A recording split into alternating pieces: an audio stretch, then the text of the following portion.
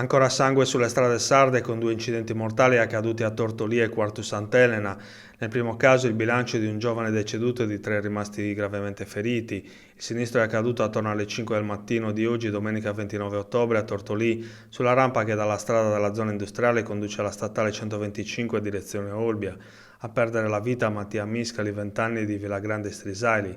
La vittima viaggiava a bordo di una Golf insieme a tre ragazzi di età compresa tra i 16 e i 19 anni. L'auto, per cause in corso di accertamento, ha impattato violentemente contro il guardrail.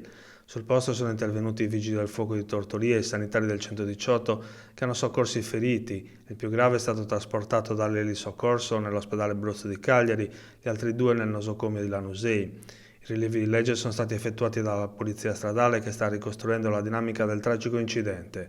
A Quarto Sant'Elena, invece, nel pomeriggio, nello scontro tra un'auto e una moto accaduto in via Da Vinci, ha perso la vita Massimiliano Vinchesi, 49 anni, di Cagliari, maresciallo della brigata a Sassari. I sanitari del 118 non hanno potuto fare altro che constatare il decesso dell'uomo.